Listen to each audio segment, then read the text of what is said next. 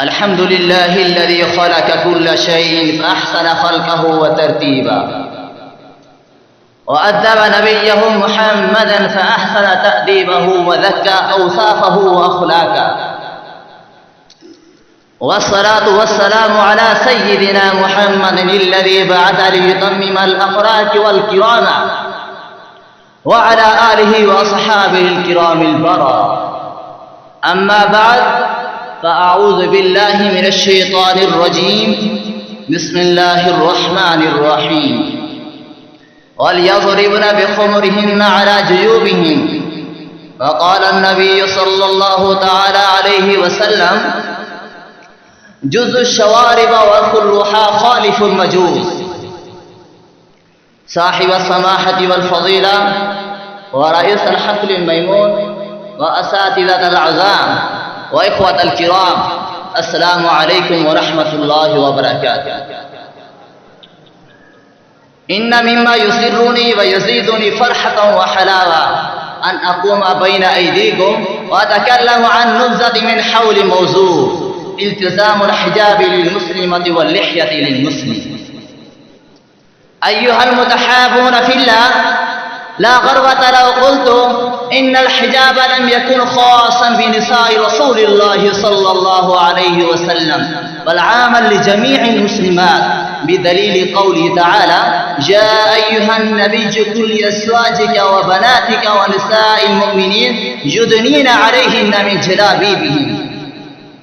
فإن الله أمر رسوله أن يأمر النساء المؤمنات وخاصة أزواجه وبناته لشرفهن بأن يدهن الجلباب يتميزن عن سمات نساء الجاهلية.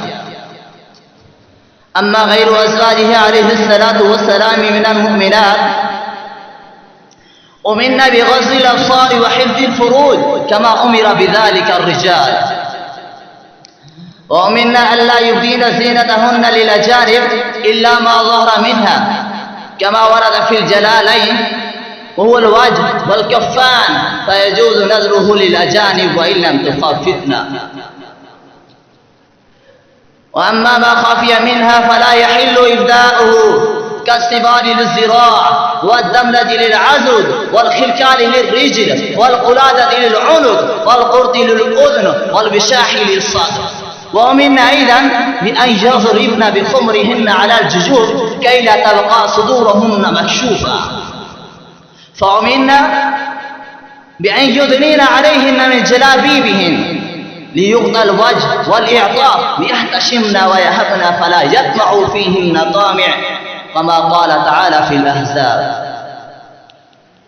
وقال النبي صلى الله تعالى عليه وسلم: المرأة عورة، يعني أنه يجب سترها، والحجاب ستر. إن الله تعالى حجي ستير يحب الحياء والستر. ولذا علينا أن نأمر نساءنا بالحجاب وحسما للمفاسد ودرءا للفتنة وعملا بالقرآن والحديث كي نعيش عيشة طيبة. أيها المستمعون الكرام، الحصة الثانية من مقالي التزام اللحية للمسلمين. اللحية من أفضل النعم التي أنعم الله بها على الرجال وفضلهم بها على النساء، فهي زينة الشاب المؤمن، ودليل التزامه وتأدبه بآداب الشريعة الإسلامية السمحاء، فهي من سنن النبي صلى الله تعالى عليه وسلم. فإن الأصل في التشريع الإسلامي هو أن الحكمة في تشريع الأحكام هي الامتثال بأمر الله ورسوله صلى الله عليه وسلم حتى يتحقق العبودية بالامتثال، وهذا لا يمنع أن يلتمس الناس الأسرار من وراء التشريع. فنقول أن من الحكم في الأمر بإطلاق اللحية ما يلي: أولا، مخالفة المشركين كما ورد في رواية ابن عمر رضي الله تعالى عنه.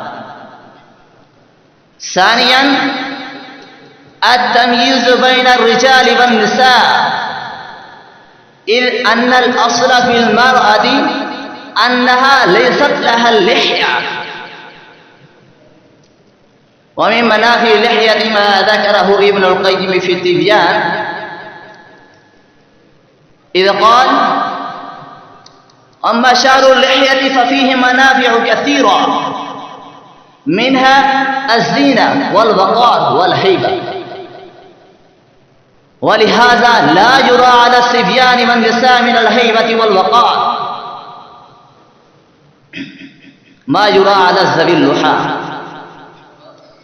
أحبتي في الله، أخيرا ألتمس من جميعكم وأن تعتصموا بجميع ما أتى رسول الله صلى الله عليه وسلم من الأخلاق الحسنة والعادات العالية والهيئات الإسلامية والسنن الشريفة، لا سيما الحجاب واللحية للنساء واللحية للرجال. والسلام.